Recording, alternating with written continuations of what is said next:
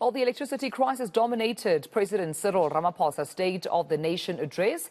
However, he also discussed interventions for ailing state-owned enterprises as a whole. National Treasury is working on a plan to reduce Eskom's massive 400 billion rand debt. And the president also announced the establishment of a state-owned holding company to ensure effective oversight of SOEs. So let's discuss this even further now with distinguished Professor of Sociology at the University of Johannesburg, Professor Patrick Bond. Prof, thank you so much for your time and good morning to you. So we heard much of what the president had to say with regards to SOEs. What's your initial reaction, particularly on our state-owned enterprises? That I think another one of the members of the opposition said, look, if we're going to have a national state of disaster for one department, shouldn't we have a national state of disaster for all departments? Well, thanks for having me, Tamela, and greetings to the viewers. I think the society is very dubious about whether yet another set of promises and institutional sort of, let's say, tweaking, a new minister of electricity or a state-owned company will make any difference if the underlying problems aren't addressed.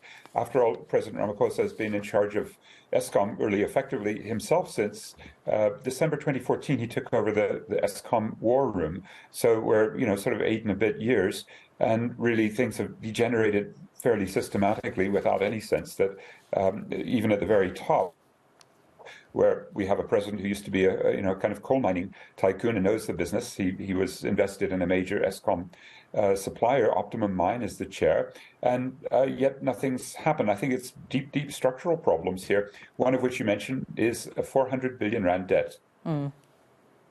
With that being said, Prof, I mean, does Treasury seem to have a plan in terms of how to, mitigate and work around that debt? It's a huge debt, not one to be taken lightly, but it seems the question is how and when. What are the timelines exactly? What are the specifics besides a promise that Treasury will work around this 400 billion rand debt? Well, we heard from Finance Minister Enoch Godongwana in October in his medium-term budget that he's looking at taking somewhere between 1/3 and 2/3, so around 133 billion to 267 billion, off the Eskom liability and put it onto the taxpayer. You really have three ways, don't you, to pay a huge debt of that sort. And one is to ask the Eskom consumers to keep having these double-digit price increases. And, we're all cut full, and although President Ramaphosa wasn't clear, he has said that he's going to be trying to roll that back a little, at that 18.9% increase just granted by NERSA to Eskom. The second way is to get the taxpayers, and then Finance Minister Godongwana has promised a primary budget surplus to the credit rating agencies, meaning if he takes that huge amount, 140 billion minimum, 270 maybe, then he'll probably take it out of other budgets. So we'll see even more extreme austerity, and I think degeneration of state services we can expect. The third way is actually very interesting, because last week, your viewers may have seen that News 24 issued the documents from the corruption proceedings around the major debtors, which are the Medupi and Kusile power plants within Eskom. That's the vast bulk of that 400 billion. And it does turn out that these Security and Exchange Commission, US government documents, do have further documentation of Hitachi and Klaus-Dieter Renner, the guy in Germany who runs the Power Africa from Germany that set up the Power Africa deal with Chancellor House.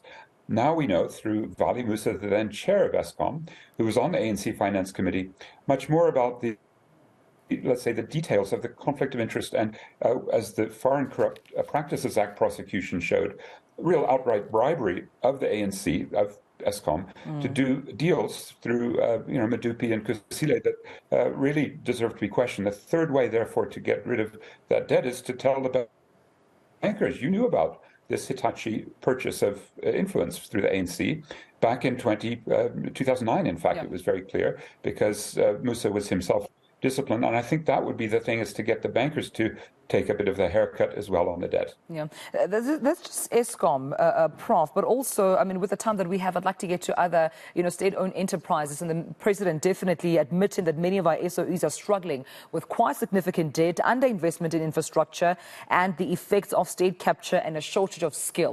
Now, I want to touch on Transnet and some of the threats that you've identified when it comes to Transnet as an SOE. Well, it's a very important one, isn't it? Because it hasn't had those state loan guarantees and subsidies until recently. It did declare a profit because it sold lots of assets, but it is really destroyed, partly because of those big rain bombs that hit Durban last April and May, which messed up a lot of the line. That was a climate-related effect. So there's loss and damage, that argument. But also they're exporting coal. They can do 91 million tons maximum capacity from Richards Bay. Last year, just 50 million. And what Transnet's leader, Portia Derby, says, that's largely because the locomotives ordered, those Gupta-related corrupt locomotives from China South Rail, are basically not being maintained, and China South Rail, or its subsequent company, isn't providing the parts. So again, it's a case of corruption that's just infecting the system. The mining industry is furious and has issued a letter asking for Portia Derby to be removed. And I think the main problem for Transnet is, and environmentalists may appreciate this, to rethink if exporting coal and it gets burned and it maybe brings some revenues in, but it really is causing climate crisis, well, then maybe we need to think about Transnet doing something else with those rail lines, and maybe long-distance transport, the way it used to do, of people would be one of the ways to really address climate. But these are the sorts of things that require, I think, a real audit, asking the society, who is consuming so much electricity? What are the rail lines doing? And we have no real confidence right now that the guys right at the top are going to answer that, especially if it's a state of disaster in which they have maximum power to simply ignore environmental regulations, as appears to be the case, or maybe even become more involved in procurement-related corruption, as we saw with the COVID state of disaster. All right, we'll leave it there. Professor Patrick Bond, thank you so much for sharing your views with us and sentiments. Suppose more reaction that we should expect around President Cyril Ramaphosa's State of the Nation address.